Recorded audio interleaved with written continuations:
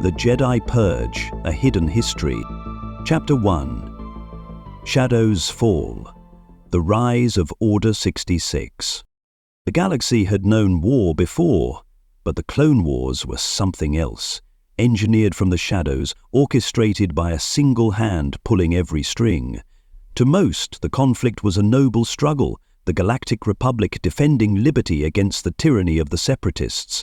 But in truth it was a lie, a stage set for tragedy. The Jedi stood as peacekeepers, generals, and reluctant warriors. Their temples once echoed with serene chants and the hum of meditation. Now they rattled with strategy briefings, troop deployments, and casualty reports. The Force itself had begun to feel distant to many, a veil clouding their sight. It was no accident. Darth Sidious, cloaked as Supreme Chancellor Palpatine, had spent years blinding the Jedi to the true darkness rising. The clones were hailed as heroes, engineered on Camino, grown in acceleration pods, and programmed with loyalty. To the Jedi, they were brothers in arms. They fought together, bled together, and shared moments of camaraderie between battles. But hidden in the neural architecture of every clone lay the seeds of annihilation. Contingency Order 66. A buried directive so deeply encoded that even the clones themselves were unaware. If triggered, it would unleash death upon the Jedi in a matter of hours. Palpatine's plan was almost flawless. Every victory he gifted the Republic was a carefully balanced deception, leading the Jedi further into positions of vulnerability. The Battle of Coruscant, the apparent capture of the Chancellor by General Grievous, even the deaths of Count Dooku and Mace Windu. These were not turning points of liberation, but orchestrated steps in a grand symphony of betrayal. The moment came like a whisper in a storm. On the bridge of Star Destroyers, in the thickets of Felucia, on the snowy peaks of Mygato and the sinkholes of Utapau, a quiet signal was transmitted from the Chancellor's private channel.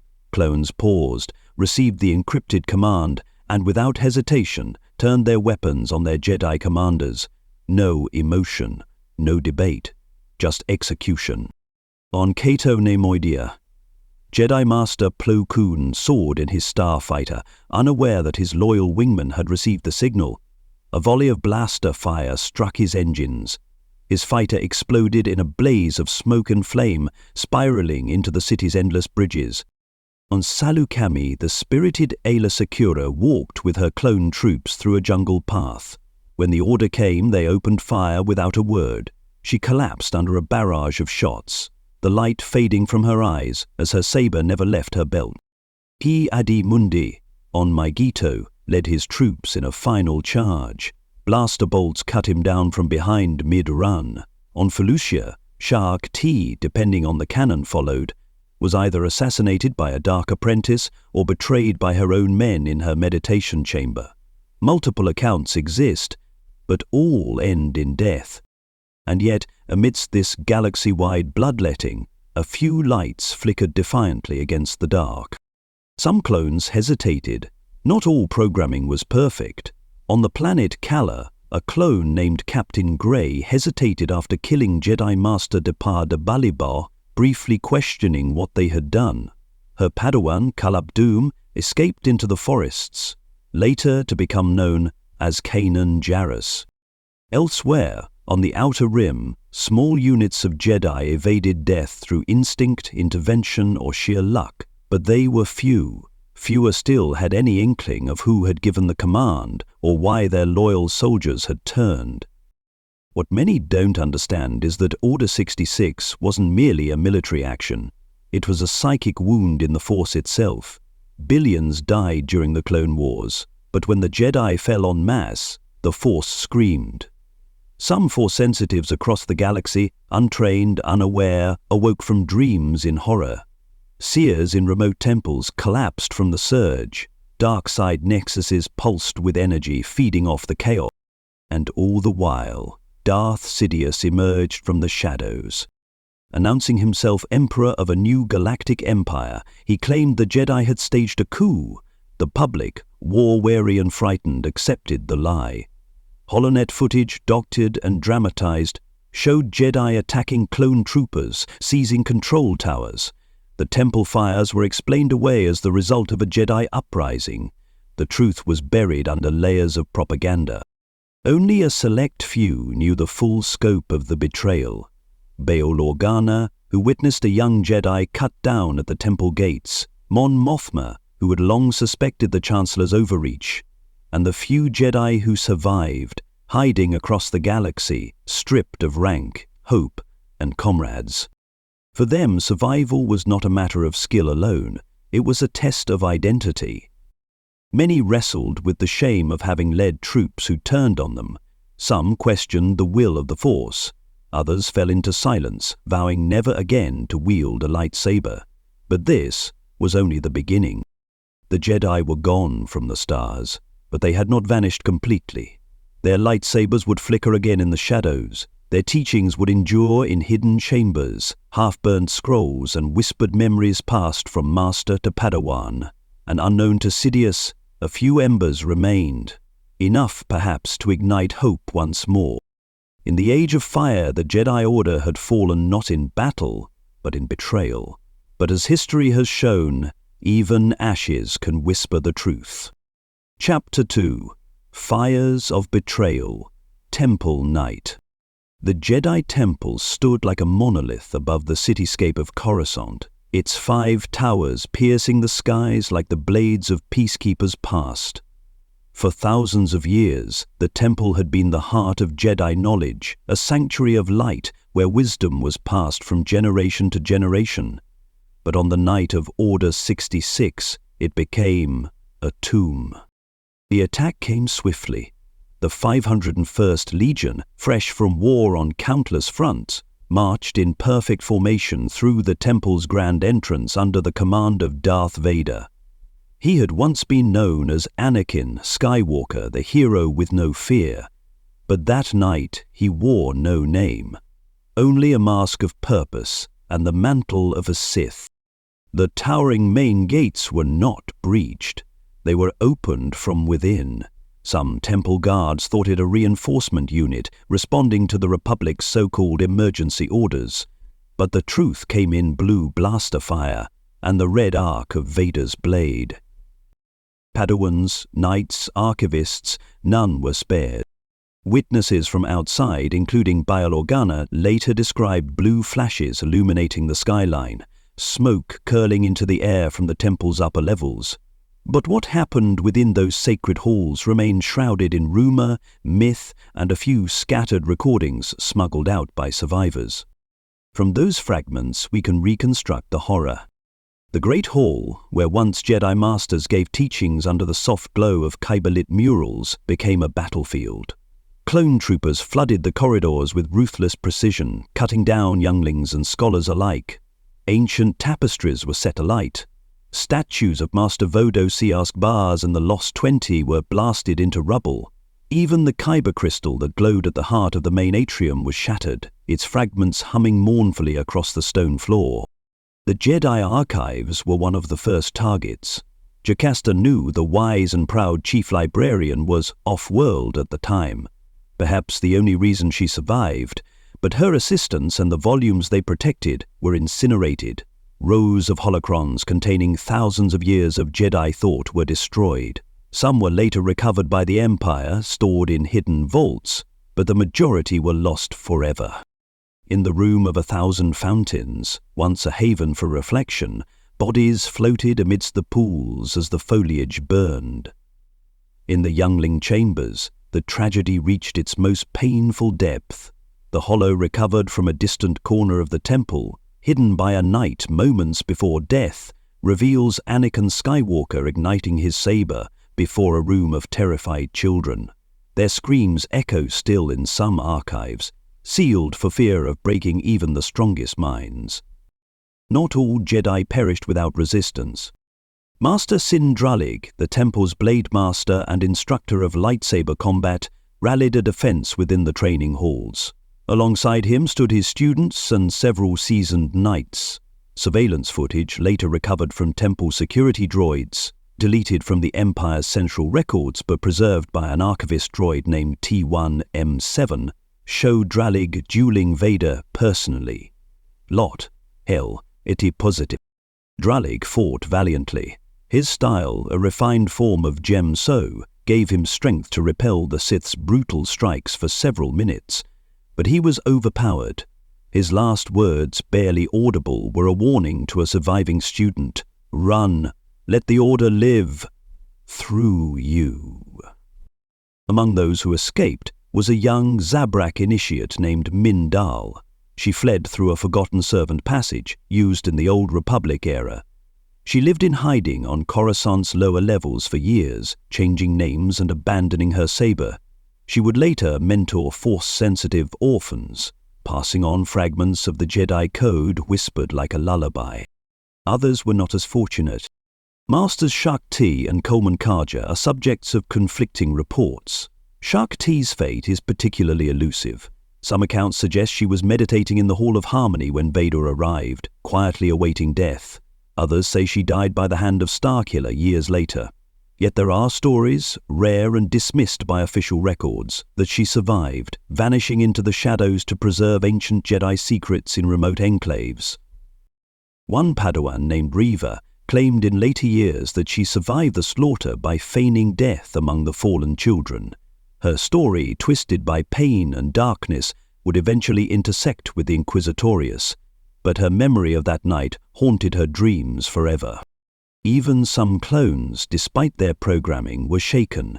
Captain Rex, commander of the 501st, was off-world during the assault, but it's known that ARC Trooper CT-5555, nicknamed Fives, had earlier uncovered hints of the implanted control chips that triggered Order 66.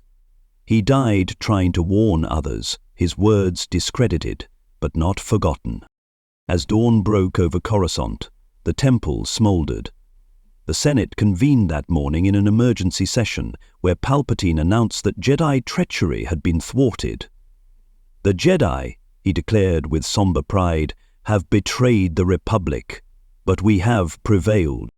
Behind him, newly appointed governors, many ex-generals, watched silently. The Jedi were declared enemies of the state. All survivors were to be hunted down and executed. A bounty was placed on any who harbored them. The temple itself was repurposed within weeks. Most of the structure was left standing as a grim symbol. The spires remained, but the inner sanctums were converted. New security systems were installed, droids replaced guards. Eventually, it became the Imperial Palace. To the people of Coruscant, the light atop the temple, once symbolic of Jedi vigilance, was replaced with a red beacon, a silent warning to all Force users that the era of the Jedi was over. But records from surviving Jedi paint a more complex picture. They describe not merely a physical attack, but the fall of something intangible. The temple was not only stone and holocrons, it was a gathering place of peace, thought, and a deeper connection to the Force. Its destruction left a psychic scar across the Order that would take generations to heal. Even decades later, when Luke Skywalker stood on the ruins of that once hallowed ground, he described feeling the echo of 1,000 voices, silenced mid-prayer. The stones still whispered. The wind through the hollowed halls still carried the scent of lightsaber ozone and burnt parchment. This was not merely an act of violence, it was erasure. But no matter how deeply one tries to bury the truth, it has a way of surfacing. In the hidden reaches of the galaxy, far from Coruscant's light-polluted skyline, there were those who survived the fire, and from the embers of Temple Night, they began to move, quietly, cautiously, purposefully.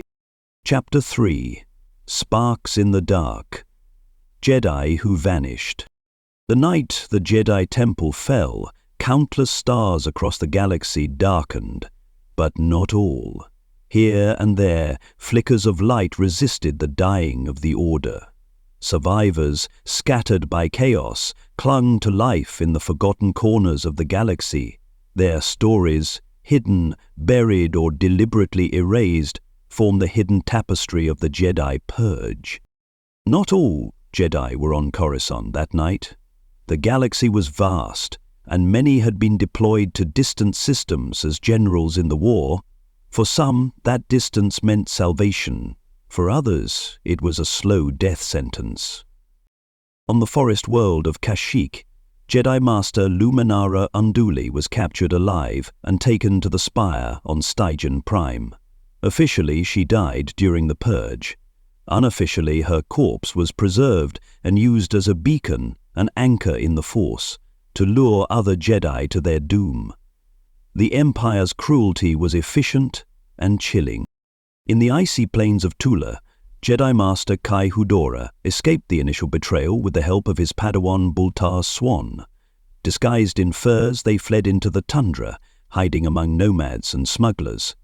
Eventually they separated, fearing the traveling together made them too visible. Hudora would later reappear in stories as a wandering mystic, exchanging wisdom for shelter, never igniting his saber again. Some Jedi vanished without a trace. Jedi Knight Volvif Mon, the fierce Shistavanan warrior, disappeared during the chaos on Bos Pitti. No confirmed sightings ever surfaced. Some say he continued fighting as a shadow warrior for years before falling in a last stand on an unnamed moon. Others claim he went mad, isolated and hunted, finally consumed by the dark side. One of the most mysterious stories is that of Zui Choi, the diminutive yet formidable Eliana Jedi Master. Known for his agility and speed, he escaped Order 66 by hijacking a separatist frigate and fleeing into deep space. Years later, he led a secret meeting of surviving Jedi on Kessel, only for Imperial agents and Darth Vader himself to ambush them. Zui Choi stood his ground and fought with everything he had. The battle was brutal. He died there, but not before giving Vader the fight of a lifetime. And there was Shadé Potkin, a former Jedi Master who refused to go quietly into the void. She organized a resistance cell from the shadows, gathering Jedi fugitives and Force-sensitive allies. Her base was hidden on the barren world of Naus 3. With her allies, she attempted a trap for Darth Vader himself, but they underestimated his strength. One by one they fell. Shadé was impaled through the chest, and her death, though tragic, was not in vain. Her resistance cell had mapped several safe houses across the Outer Rim. Some of those sanctuaries would later protect Force-sensitive children for decades. Beyond the battlefield, others simply fled into the anonymity of the galaxy. On Ord Mantell, a former Jedi named Corwin Shelvey wandered from town to town, suppressing his connection to the Force. He adopted new names and buried his saber. In time, he joined the Rebel Alliance, not as a Jedi, but as a strategist. Few ever learned the truth of his past. One of the most compelling stories is that of Das Yenia, a human Jedi Knight known for his pragmatism. After surviving the betrayal of Order 66 on New Plimto, he chose to fight not for the Jedi Code, but for the people suffering under the new Empire. His journey through the Outer Rim took him through moral grey zones. He worked with bounty hunters, criminals, even assassins, but at his core he remained a Jedi.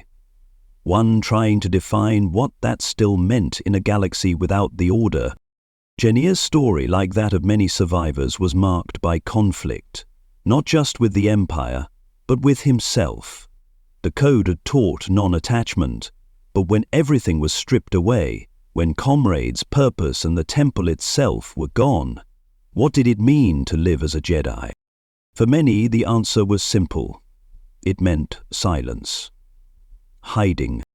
Some buried their lightsabers in rituals, entombing them beneath stones, casting them into oceans, or melting them down to erase their past. A few left cryptic carvings in remote cave walls, fragments of the code scratched in ancient dialects. These scattered signs would later serve as trail markers for future generations. A rare few took a different path, reinvention. A Mirialan Jedi named Dri Raloz was spotted decades later as a merchant on Ryloth, trading rare herbs and crystals. He wore no robes, bore no saber, and kept no record of his past. But every so often, a child with emerging Force abilities would disappear from a slave market, and rumors would spread of a green-robed stranger who whisked them away to safety. Others resisted the temptation to fade, but could not endure the price. Jedi Knight Baitorana, once a proud and brilliant tactician, spent years hiding in the agricultural sectors of Chandrila. Eventually, the isolation and paranoia broke her mind. She died in a fire she set herself, raving about clones in the shadows and codes in the blood. Each survivor carried the weight differently, but one common thread wove through their lives: the fear of being found. The Empire deployed agents, Inquisitors, bounty hunters, informants, to scour the stars. A single flicker in the Force could draw them. A wrongly spoken word, a too precise lightsaber technique in a back-alley brawl, even the simple act of compassion. Any of these could trigger a death sentence. Still, some Jedi did more than survive. They began to plant seeds. One such figure was Master Qua-Ran. Believed dead during the Clone Wars, he reappeared years later as a teacher in secret. He trained a handful of Force sensitives, including Morgan Katan, the father of Kyle Katan, a future Jedi Knight of the Rebellion era. Qua-Ran knew the Jedi were no longer a formal order, but he believed the Force would rise again through those who walked quietly in its light. Then there was the most mysterious of all, the Dark Woman, an enigmatic, unnamed Jedi who had long operated outside traditional council structures. She trained students in isolation and often disappeared for years. It is said she survived the Purge by becoming a ghost, never remaining in one place, never revealing her true identity. Some say she trained others even in the age of Vader. Some say she tried to redeem Inquisitors. Others say she walked the line between light and shadow so finely that even the Force itself watched her in silence. These stories are not myths. They are the fractured truths behind the legend of the Jedi's extinction. The Jedi were nearly wiped out, but not entirely. They vanished from the galactic stage, but not from existence. In dim cantinas and frozen caves, in hollowed asteroids and rotting freighters, the Jedi survived, scarred, silent and scattered, each one a spark in the dark, waiting for a wind strong enough to set the fire burning once again. The Empire thought it had extinguished the Jedi Order, but fire does not vanish, it hides in embers, and embers can ignite revolutions. Chapter 4: Inquisitors and Imperial Justice. The Jedi Purge was not a single moment of destruction, it was a campaign of extermination. Order 66 lit the fuse, but the long cold hunt that followed was the true execution of Darth Sidious's design. The Jedi, though scattered, were not forgotten. For the Empire to truly endure, it could not tolerate even the possibility of their return. And so came the Inquisitorius. From the outside, the Inquisitorius was shrouded in secrecy. Even high-ranking Imperial officers knew little of its purpose. Whispers told of a black armored cabal wielding red sabers, answering only to Lord Vader. To the public, Jedi were extinct, but to those who moved in the Empire's shadows, the hunt never ceased. The Inquisitorius was born from perversion. Palpatine, Darth Sidious, saw the Jedi not only as enemies, but as raw material. Captured survivors, especially the young or impressionable, were broken, reshaped, and turned against their former brethren.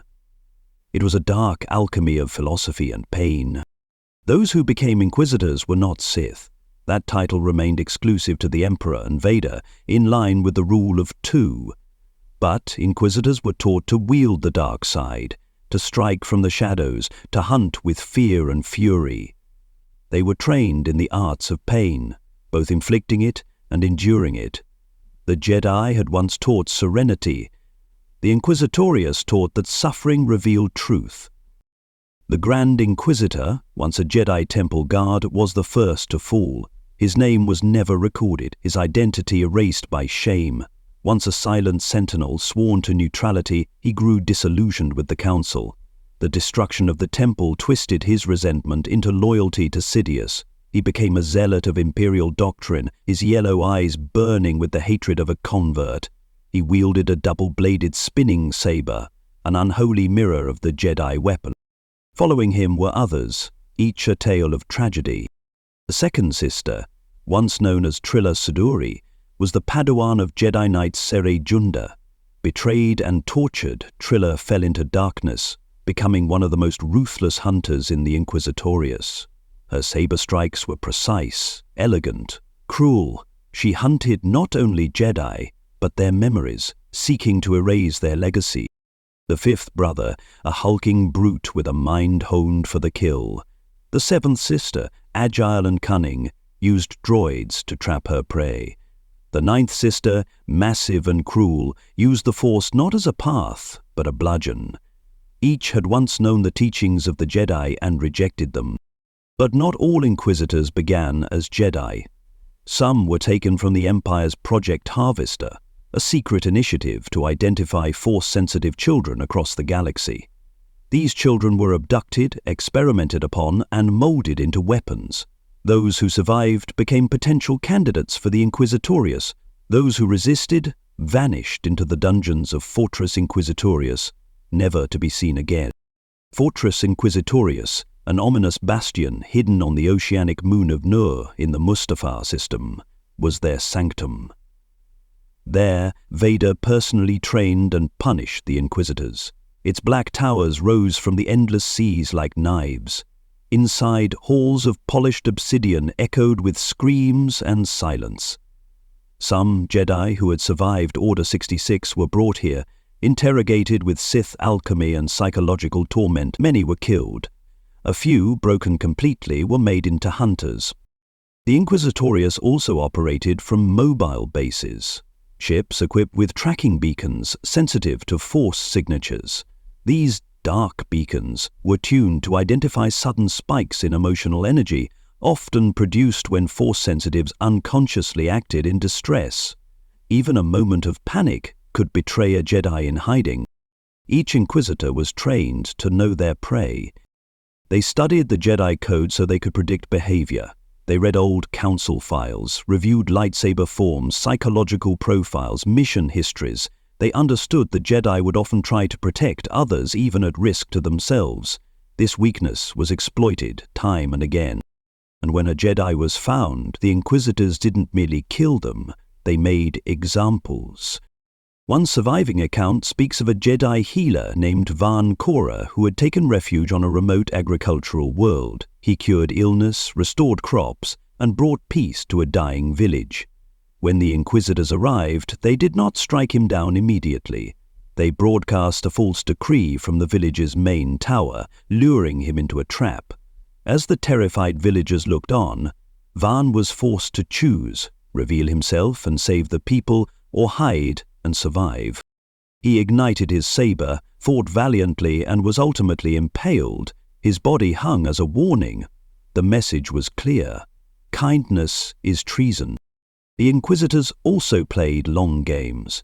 They planted rumors of surviving Jedi, drawing real fugitives into the open. They used double agents. Former Padawans promised protection in exchange for betrayal. Some, too frightened or bitter, complied. Others were executed after failing to produce results. Not even the Outer Rim was safe. In systems like Lothal, Jeddah, and Mon Cala, the Inquisitors' presence became a symbol of Imperial fear. Even in places where no Jedi had been seen for years, whispers of red sabers kept populations docile. The mere rumor of a Force user could draw an entire garrison of black-robed killers. What made the Inquisitorius uniquely terrifying was not just their power, it was their knowledge. They knew how Jedi would react. They knew the vulnerabilities of the Code. They used it against them.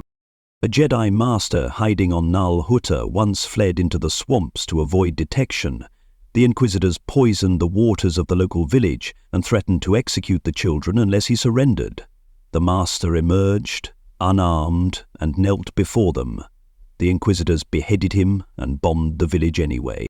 Justice in the Empire was theatre, but cracks began to form. In time, several Inquisitors grew unstable. The second sister's rage consumed her. The ninth sister, after losing a duel to a Jedi fugitive named Cal Kestis, was presumed dead. Even the Grand Inquisitor, after suffering a humiliating defeat at the hands of Kanan Jarrus, took his own life rather than face Vader's wrath. Their replacements were fewer. The pool of candidates, Force sensitives both strong and willing, dwindled. Some were too unstable. Others were too resistant. The cost of maintaining the Inquisitorius grew, not only in blood, but in control.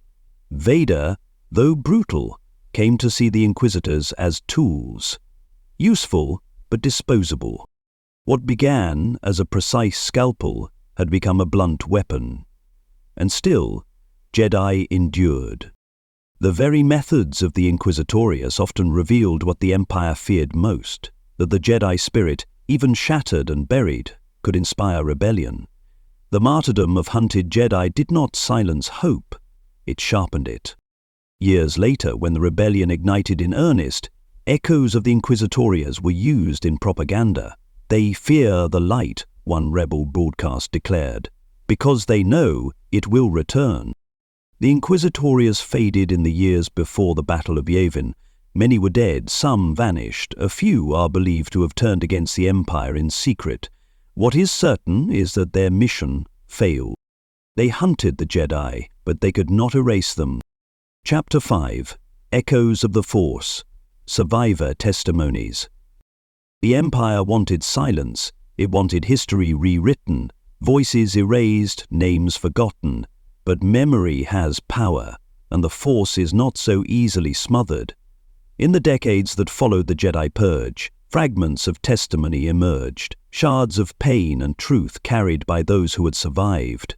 Some came to light through secret journals, smuggled recordings, and whispered confessions. Others lived on in the memories of those who had known them. Together, they form a constellation of lived resistance, not a single story, but many. One of the most remarkable of these voices belonged to Ferrus Olin. Once a Padawan to Jedi Master Siri Tachi, Ferrus left the Order before the Clone Wars began, disillusioned by the Council's growing ties to politics. But after the Purge, he emerged from exile and took up a clandestine mission to find and protect surviving Force sensitives. Ferrus chronicled his work in encrypted entries known as the Ghost Codex, a record detailing the movements of surviving Jedi, Inquisitor activity, and safe routes through the underworld.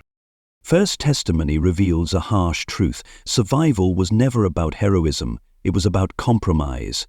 The hardest part, he once wrote, was learning not to be a Jedi, not in the way I had been taught. No code, no temple, no guidance, just instinct, and the will to do what little good I could before someone caught my shadow. His path eventually led him into direct confrontation with Darth Vader. But even when captured, tortured, and broken, Ferrus never gave up the locations of the younglings he had protected. His final log, left in a holocron buried beneath the ruined moon of Polis Massa, ends with the words, "The Force is not a temple, it is not a council. It is the quiet breath between suffering. It waits, it watches, and it remembers." Another surviving voice was that of Jax Pavan, a Jedi Knight who escaped Coruscant thanks to the help of the droid I-5YQ and a cunning information broker known as Den Dur. Jax's testimony, preserved in recovered fragments of his private memoir Among Shadows, is both poetic and anguished. He described the Jedi not as warriors, but as forgotten poets of a dying language, trying to preserve meaning in a galaxy rapidly losing its soul. Jack's work in the Coruscanti underworld became legendary. Using hidden shelters and secret passageways left from the Republic's earliest days, he conducted covert operations against the Empire, sabotage, information theft, and the recovery of Force-sensitive artifacts. His most daring act was the rescue of a Jedi baby held in Imperial custody in the detention quarter of District 23. He never revealed the child's name, only that the baby's cry had a resonance I hadn't felt since the temple fell. Pavan ultimately died during a mission near the industrial world of Essels, but his last encoded transmission, later uncovered by the Rebel Alliance, included a line that would become a motto for resistance cells harboring Jedi fugitives. "We may be hunted, but we are not hollow. The Force remains, in breath, in blade, in memory." Not all testimonies were written. Some were encoded in song, prayer, or even silence. On the moon of Dantooine, a surviving Jedi Master named Aniakuro, known in legend as the Dark Woman, lived in hermitage. Her very presence was a ghost story among Imperial Inquisitors. She had been a strange figure even before the Purge, one who shunned tradition, trained Padawans in isolation, and embraced the unpredictable will of the Force. After the fall, she became even more elusive. Captured once by the Empire and subjected to hours of interrogation, she gave no answers. She merely meditated, speaking to the Inquisitors in parables. The tree that survives the storm does not resist it, it bends. It becomes the wind. She later escaped. No one knew how. A single holocron was attributed to her, discovered decades later beneath the ruins of a collapsed monastery on Galidran. In it, she speaks to no one and everyone. The Force does not require monuments. It is in the eyes of a child, the hand of mercy, the choice to forgive. You do not need the temple to be Jedi. You need courage in the silence. Her fate remains unknown. A lesser-known voice comes from Phi Tor-Anna, once a Republic commander turned fugitive. Her descent into isolation was slow. She remained in hiding for years, growing paranoid and obsessed with the idea that the clones were still hunting her. Eventually, she was found by a traveling scholar named Arn Talis, who recorded their conversation over the course of 2 days. Her words were erratic, but some rang with eerie clarity. "I see them in dreams," she said. "Not clones. The children, the ones we left behind, the ones we didn't train, the ones they took." She spoke of secret transports, of whispers about Kaminoan facilities repurposed by the Empire, and of machines that sing in pain. Her final message to the recorder before she vanished again was, "If you find them, if you find the ones they tried to make into us, don't judge them. Set them free." Perhaps the most haunting testimonies came from Padawans who never finished their training. On Lirasan, a lost world rediscovered by the Lasat, a cache of journals was found. Handwritten notes from a Jedi initiate named Yil Dorna. Barely 15 when Order 66 began, she survived by crawling into a ventilation shaft during the temple siege.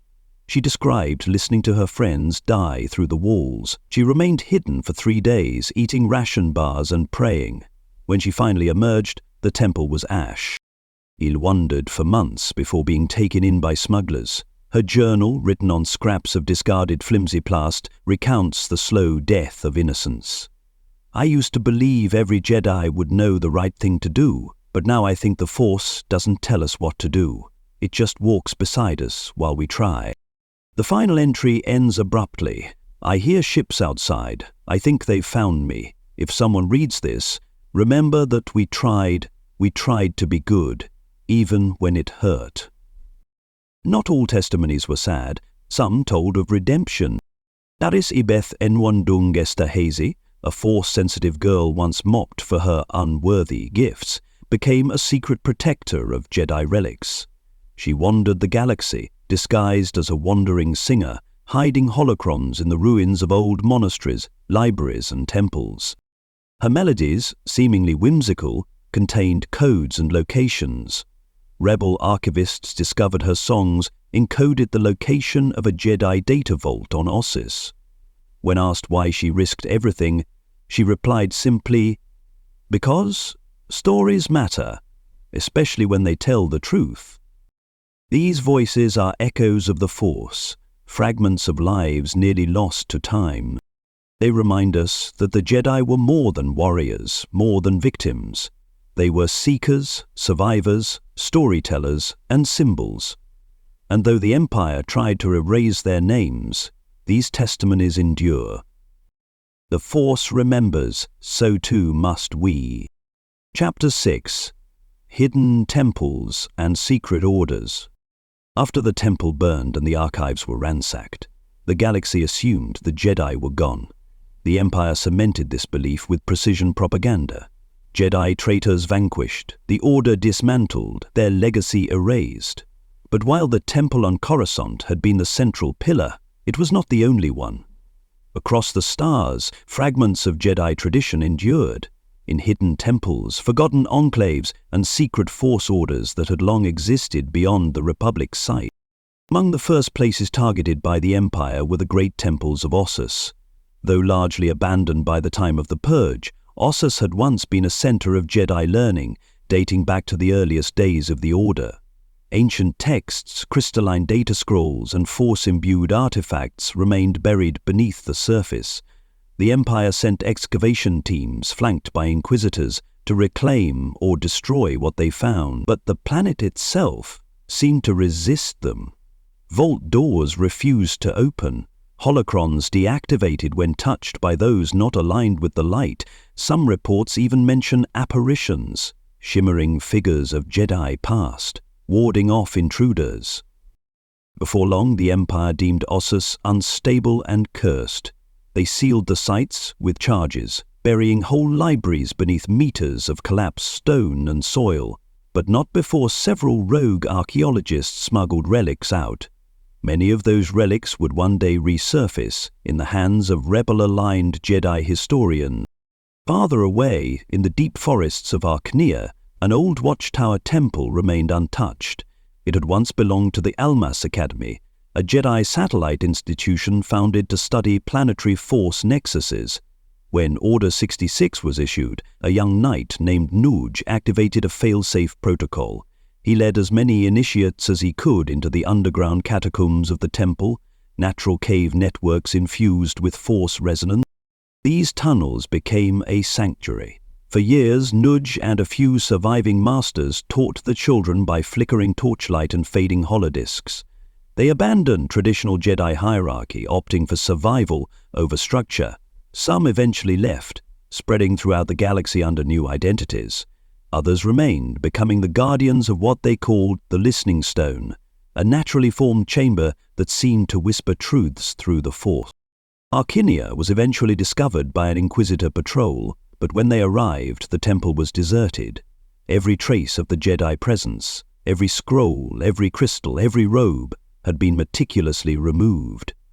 In its place, etched on the wall in luminous moss, was a single phrase: "The Force is not a place. It is a path." Beyond Jedi institutions, older Force traditions rose quietly in the shadows. The Baran Dosages of Dorin, a Keldor order that had existed independently of the Jedi for millennia, went into seclusion. Though they had maintained peaceful ties with the Jedi Order, they now refused contact with outsiders. Rumors suggest they harbored at least one Jedi survivor and helped train Force-sensitive children rejected by the Empire. Their teachings emphasized precognition and humility, qualities that made them almost invisible to Imperial scouts.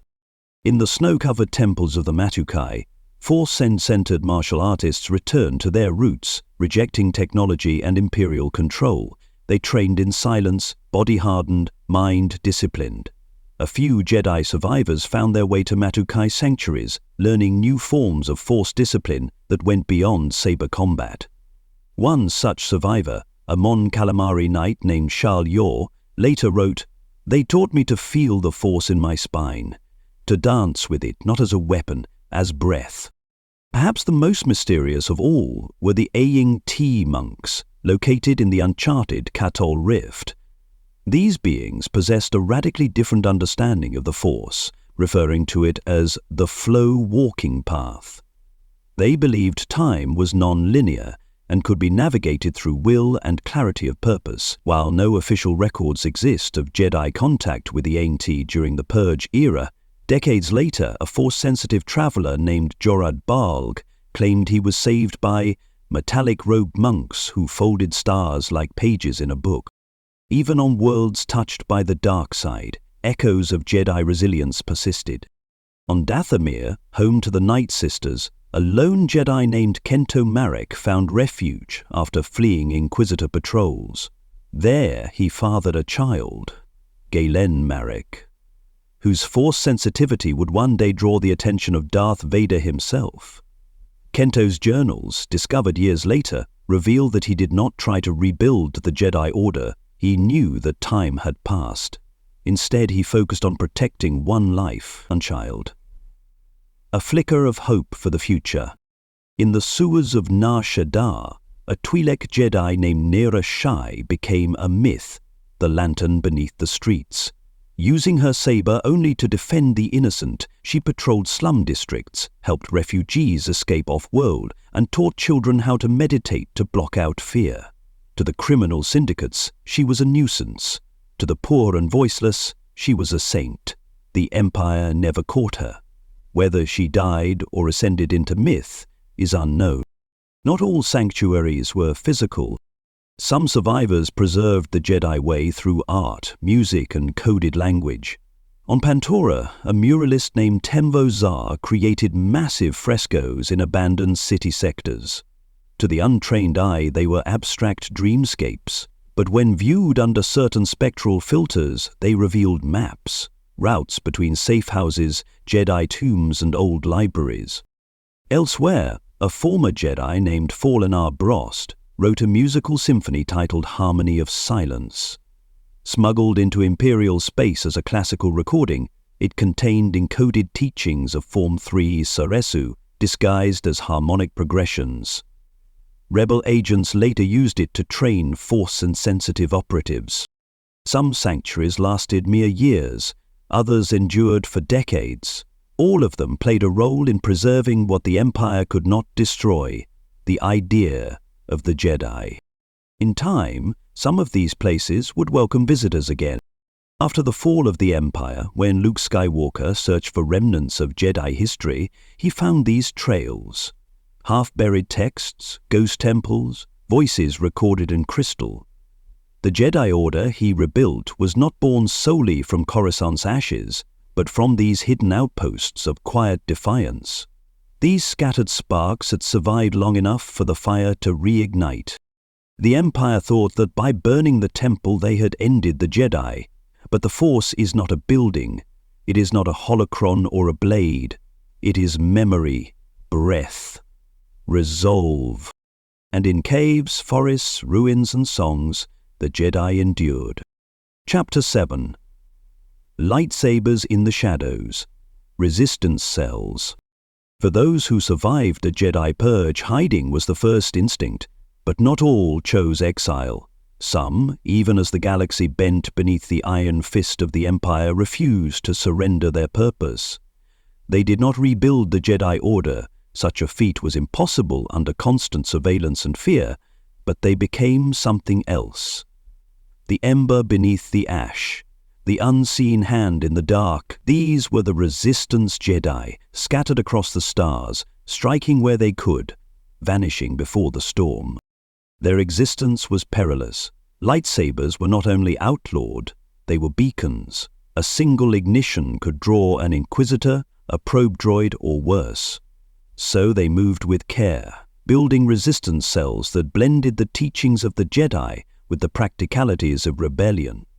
Some cells were composed entirely of Jedi fugitives. Others included former clones who had broken their programming, civilians sympathetic to the cause, and outlaws who saw in the Jedi a flicker of the Old Republic's nobility.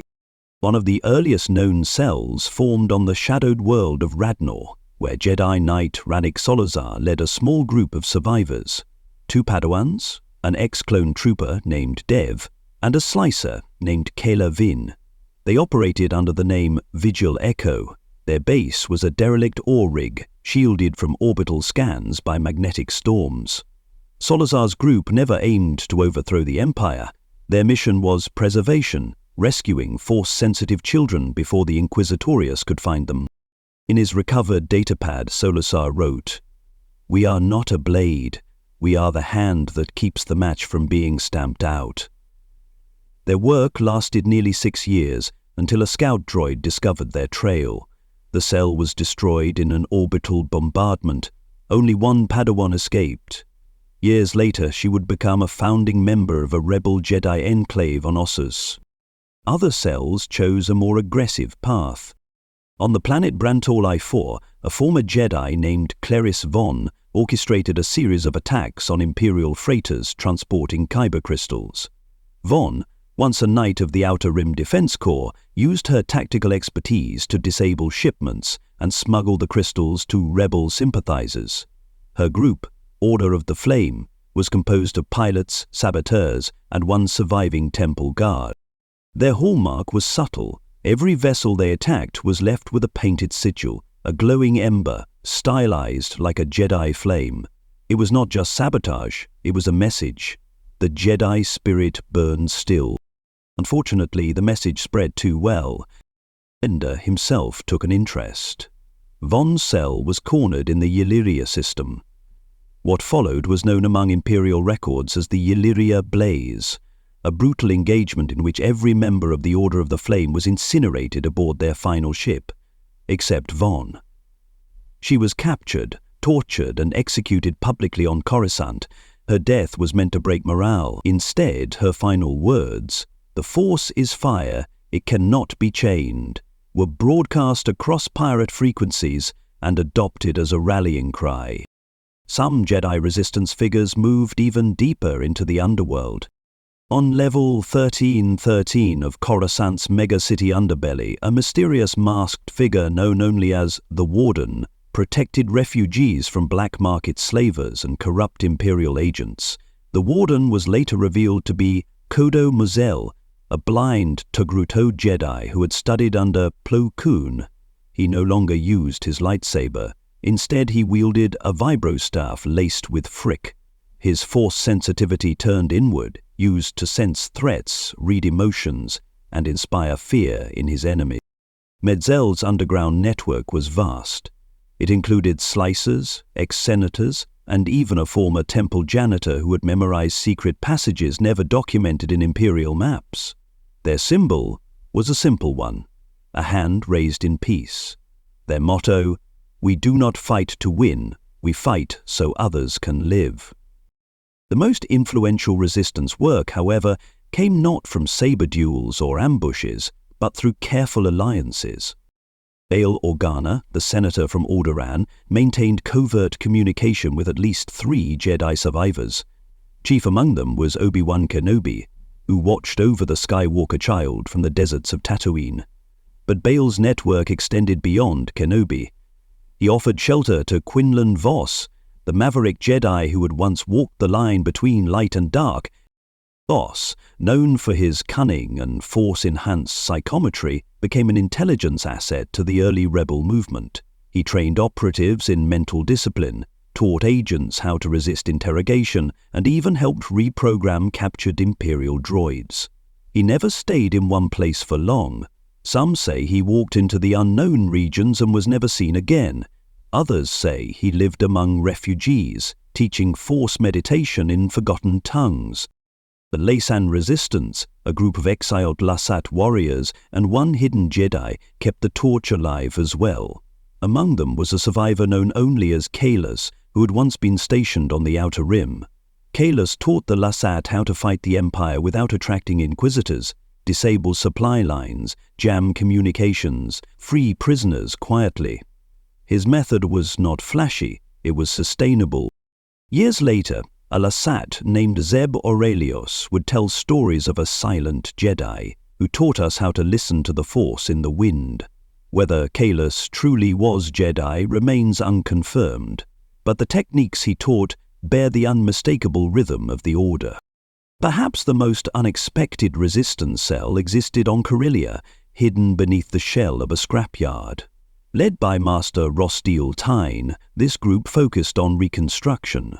They salvaged wrecked droids and encrypted temple records.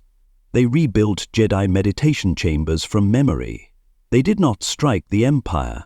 They preserved the soul of the Jedi for the day the Order might rise again. Rostil once said, "A Jedi is not only defined by what they fight, but by what they remember." The Empire never fully grasped this. Their obsession was with the lightsaber, the robe, the name. But the Jedi were never confined to symbols. They were guardians of peace, teachers, listeners, survivors. By the time the rebellion became a spark that could not be extinguished, many of these resistance cells were gone, burned out, hunted, lost. But their teachings lived on in the minds of those who heard them, in the careful way a pilot closed their eyes before a jump, in the whispered prayer a child muttered before sleep, in the hidden bunkers where holocrons still glowed. The Jedi did not return because they survived. They returned because they were remembered. And in the long night of Imperial rule, remembrance was resistance. Chapter 8. Jedi Hunters and the Empire's Witchcraft. The fall of the Jedi was not achieved by blades alone. Behind the blasters and red sabers of the Inquisitors lay something older and darker, the witchcraft of the Empire. To destroy the Jedi entirely, the Sith could not merely kill their bodies. They had to unravel their legacy, desecrate their teachings, and corrupt their essence. What followed the Purge was not just genocide, but ritual defilement. A slow, methodical erasure by science twisted with sorcery. At the center of this dark movement was Mount Tantiss. Hidden in the world of Wayland, Tantiss became a black site known only to Palpatine's most trusted agents. To the galaxy, the mountain was a myth. To the survivors of the Jedi Purge, it was a nightmare given form. Tantiss served many purposes. Officially, it was part of the Emperor's contingency program, a vast and secret project involving cloning, genetic manipulation, and force experimentation. But beneath its sterile labs and reinforced vaults, the mountain served as a necropolis of Jedi remains. Fallen masters retrieved from battlefields, bodies preserved in stasis, some even harvested for their midi-chlorian signatures. Palpatine's scientists sought to unlock the secrets of creating life, not in the natural way, but in the twisted image of the Sith, artificially grown, force-sensitive beings bred to serve. The Kaminoans had once perfected cloning, but their work had been refined and corrupted. Under Imperial supervision, specimens were crossbred, accelerated, and imbued with fragments of stolen Jedi DNA. These experiments were the precursors to Project Blackwing, Snoke's Genesis, and Palpatine's own resurrection schemes. Yet the Force does not bend so easily. Most of the clones, known internally as echoes, died screaming. Others were born twisted, monstrous. A few survived longer. Some were trained in secret to wield lightsabers. Many turned feral, their minds fractured by pain and the absence of a true connection to the Force. Sith acolyte known as Lord Virus once wrote in his hidden journal, "You cannot forge a soul, you can only steal its mask." Beyond cloning, the Empire explored artifact corruption. Dozens of Jedi relics, kyber crystals, holocrons, robes, even ashes were collected and subjected to Sith rituals. Holocrons were reprogrammed using Sith incantations designed to mislead or trap Jedi who found them. Kyber crystals, naturally attuned to the light, were bled, a horrific process that required pouring hatred into the crystal, warping its resonance and turning it red. This process became the rite of passage for Inquisitors and fallen Jedi. Each time a saber flashed crimson, it was a mark of the crystal's pain. A notable case was the attempted corruption of the Kyber Heart of Jeddah, a planetary nexus of force-aligned crystal fragments. Palpatine dispatched agents to extract it and bind it to a new weapon, but the heart resisted. A surge of uncontrolled force energy killed everyone in the chamber. The heart was entombed in stone, and the Empire declared Jeddah off-limits to all but special forces. That same heart would later become a beacon for rebel pilgrims seeking guidance. Other efforts focused on child harvesting. Project Harvester, initiated during the Clone Wars, was expanded after the Purge. Any child identified as Force-sensitive through medical scans, birth records, or family history was flagged for Imperial custodial transfer. In practice, this meant abduction. Children were taken from orphanages, birthing wards, refugee camps, and even noble families, they were brought to Fortress Inquisitorius, to the Maw Installation, or to the Emperor's Hand Academy. There, they were experimented on, indoctrinated, or extinguished. Some were made into spies, others into weapons. A few were trained to hunt their own kind. One chilling report, uncovered by rebel intelligence after Endor, described Experiment Group 9, a cohort of children aged 5 to 10, trained in both Sith and Jedi philosophies, starved of affection, and taught that betrayal was strength. Only one survived. She later defected and reported the others had either gone mad or killed each other. There were even darker rumors of rituals conducted on Bis, a world steeped in dark side energy. Here, it was said that Palpatine's elite sorcerers performed alchemical rites that fused science with ancient Sith magics. Their goal was to anchor Sith spirits, prolonging life through possession or spiritual cloning. Whether these rites succeeded remains disputed. What is known is that many who entered those rituals never returned whole. And then there was the tragedy of the Jedi Shadows. Before the Purge, Jedi Shadows were a secret order within the Order, dedicated to rooting out dark side cults and artifacts. When Order 66 was issued, many Shadows were already operating alone, deep in enemy territory.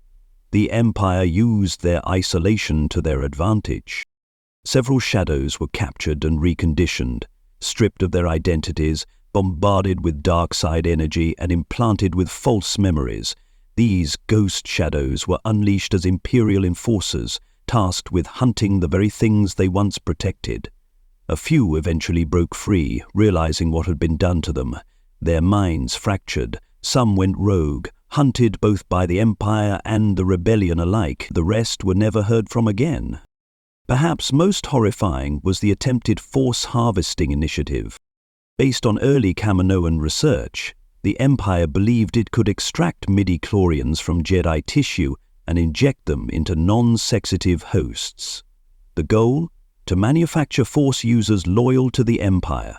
But midi-chlorians are not simple cells. They are part of a symbiosis, a relationship between the individual and the living Force. The trials failed. Recipients either died, went mad, or became physically unstable. Some were preserved in stasis, their bodies deteriorating even as their eyes glowed with latent power. These failed experiments, codenamed Hollowborn, were locked away in deep vaults on Mount Tantis and the Maw. There is no record of them ever being destroyed. The witchcraft of the Empire was not merely about power. It was about domination. The Jedi stood for humility, harmony, and peace. The Sith sought to unmake that at every level, to twist the Force into an obedient servant, to turn knowledge into poison. But for all their efforts, the Empire never succeeded. Clone Force sensitives could not replace Jedi, bled kyber crystals remained unstable, indoctrinated children often resisted, and the rituals of Bais consumed more than they ever granted. The Force is not a commodity. It cannot be mined, cloned, or corrupted, not completely. The more the Empire tried, the more it revealed its own desperation. In the shadows of Imperial labs and dark temples, suffering echoed. But so too did resistance. One broken clone, upon escaping Tantis, etched a single phrase into the walls of a smuggler's hold before his death.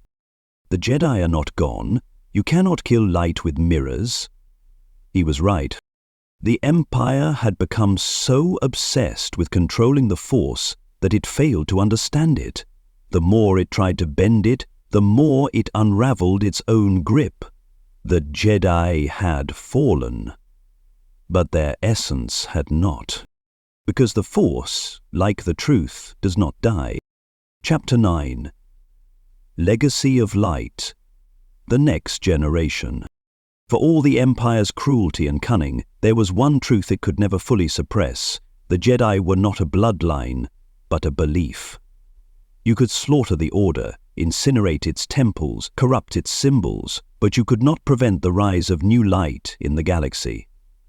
The Jedi legacy lived on in those who were too young to understand the war, hidden away in remote corners of the stars, and in those who took risks to preserve the future. This chapter of the Purge is not one of death, but of hope. In the earliest months after Order 66, as Jedi were hunted and executed, a few survivors focused not on resistance, but on preservation. They knew they could not win a war, they knew they might not live long, but they could hide the next generation, and in doing so, defy the darkness. One such guardian was Fi Torana, a Jedi operative who once served in Republic intelligence. She vanished shortly after the temple fell, only to reappear years later, operating an underground passageway known as the Tether.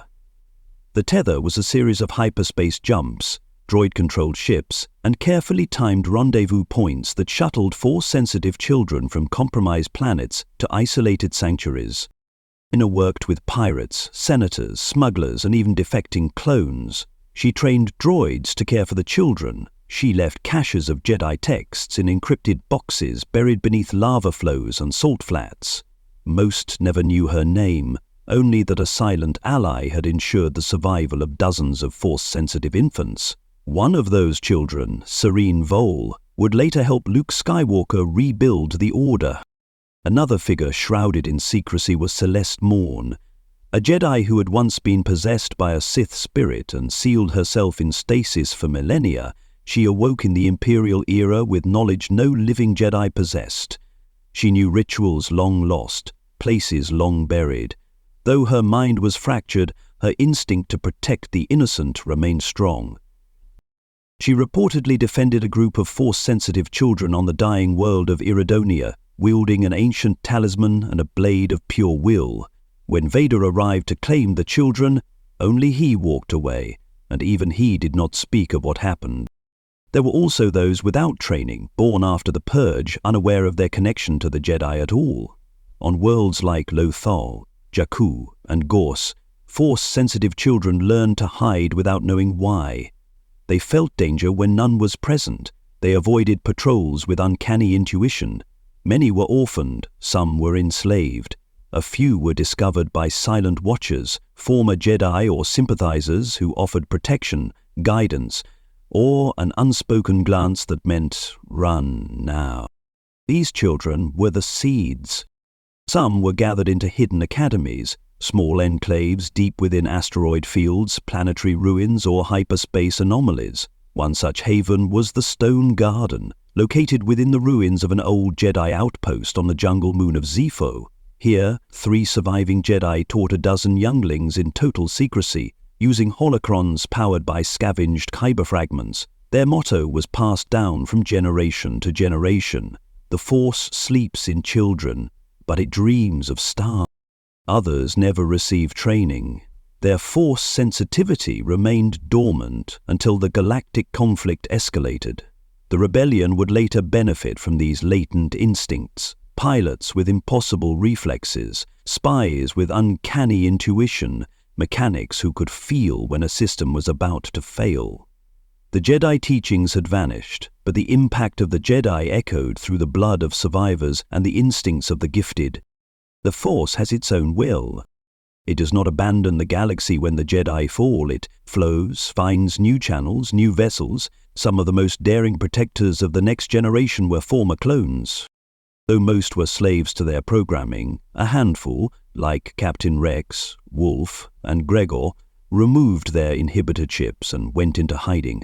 These men knew the truth. They carried shame. They had fired upon their Jedi friends. But rather than dwell in guilt, they dedicated their lives to ensuring that the Emperor's war against the Jedi would not end with him. In secret, they helped smuggle Force-sensitive youths to safe worlds. Rex, in particular, was known to have assisted Ahsoka Tano, no longer a Jedi, but no less committed to the light. Together, they protected several children targeted by Inquisitors. One girl, Mira Tay, would one day become an archivist for the restored Jedi Order, chronicling the events of the Purge from the perspective of those who had no voice. Among the most heart-wrenching stories was that of Caleb Doom, the Padawan of Master Depar Bilabar. After her death on Kala, Caleb fled into the wilderness, shedding his name and adopting the alias Kanan Jarrus. He buried his saber. He drank to forget. But when he met a Force-sensitive child named Ezra Bridger on Lothal, his purpose reignited. He became a teacher, not by the standards of the old order, but by the necessities of the time. Kanan's journey symbolized what the Jedi had become: fractured, flawed, but still true. His teachings to Ezra emphasized not doctrine, but balance, responsibility, compassion. He did not attempt to rebuild the old ways. He taught what was needed, shaped by fire. Their story proved that the Jedi legacy did not need to be large. It only needed to be real. The Empire feared children most of all, not because of what they were, but what they might become. That is why Project Harvester existed. That is why the Inquisitors were ordered to destroy entire lineages. And that is why, in the darkest moments of the Empire's reign, hope was often carried by the smallest hands. It is worth remembering that Luke Skywalker, the man who would one day confront the Emperor himself, was a child hidden during the Purge. Raised in obscurity on Tatooine, watched over by a broken Obi-Wan Kenobi, he knew nothing of the Jedi legacy until the right time. The Force had chosen him, but only because others had protected him long enough to reach that moment. That is the final, quiet rebellion of the Jedi, to live long enough for the next light to rise. It is not always grand. Sometimes it is a mother hiding her child's strange dreams. A mechanic who disables a probe droid before it sees too much. A smuggler who lies to a customs officer about a passenger's identity. But these small acts echo. And one day, in a galaxy groaning beneath the weight of tyranny, a new generation stepped forward, not as warriors seeking revenge, but as guardians of balance. The Jedi Purge did not end when the last saber was extinguished. It ended when the first child, born in its shadow, opened their hand and felt the Force stir. Chapter 10.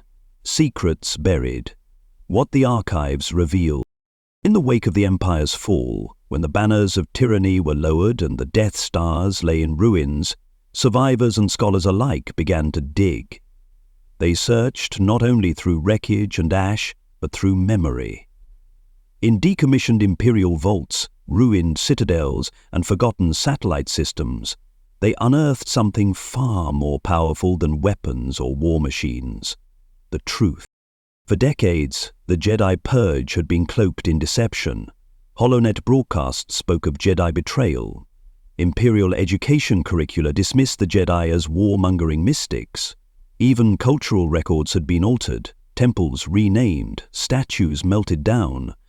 But as rebel historians began to recover fragments of what had been erased, the cracks in the official narrative widened, and from those cracks long-buried secrets began to bleed through. The Imperial archives on Obroa Sky held one of the first keys. Hidden among millions of data stacks, flagged as restricted under Crimson Omega clearance, was a trove of recovered Jedi holocrons. Many were thought lost during the sacking of the temple, but the Empire had preserved them, not to study, but to reverse engineer. Inside these devices were not only lightsaber schematics and force techniques, but personal logs, council recordings, and mission briefings that painted a picture far more complicated than Palpatine's propaganda suggested. One such holocron, belonging to Master Terra Sinube, contained footage from days before Order 66. In it, he confides to a group of initiates that the Force feels restless, as if it knows something terrible is coming. The tone is subdued, calm, but haunted. He speaks of a disturbance that clouds every meditation, of whispers in the corridors, of an instinct no longer heeded by the Council. Another holocron belonging to Shah Kun, niece of Ploy Kun and a seer trained on Sheely, predicted the fall of the temple in vivid cryptic imagery. Her visions, once dismissed as metaphors, are now considered direct foresight. The stars will turn red, and the guards will open the gates for death. The temple shall burn without fire, and the children will weep in silence. Her fate remains unknown, but her warning stands as one of the most chilling records in Jedi history.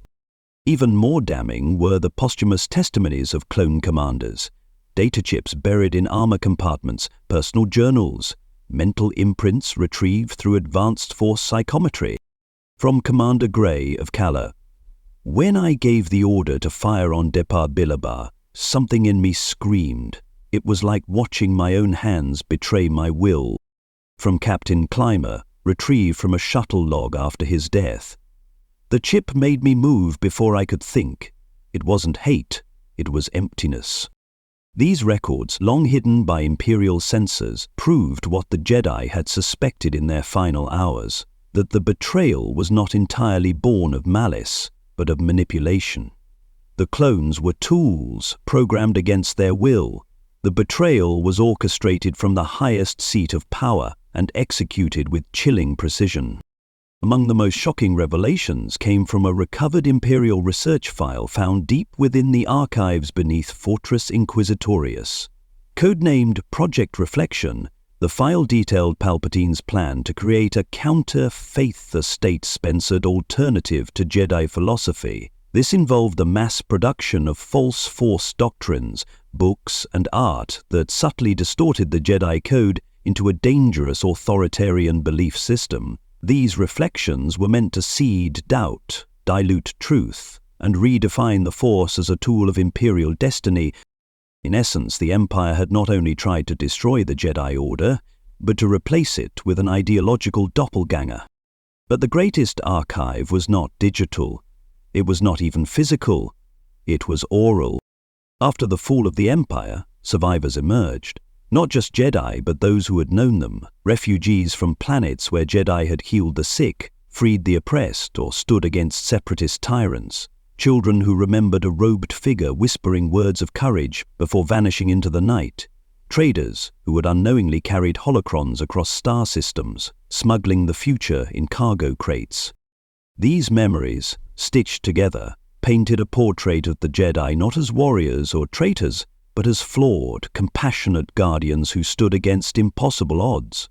Their failings were acknowledged, their pride, their blindness to political shadows, but so too was their legacy, their protection of the innocent, their deep belief in peace, and their refusal, time and again, to abandon hope. And then there were the recovered visions. In the ruins of temples on Jeddah and Ilum, Force-sensitive scholars began to experience what they called resonant echoes, brief, involuntary glimpses into moments of the Purge, like echoes of trauma left in the Force itself. On Jeddah, a vision showed a robed figure carrying a child through smoke and flame, whispering the code as lullaby.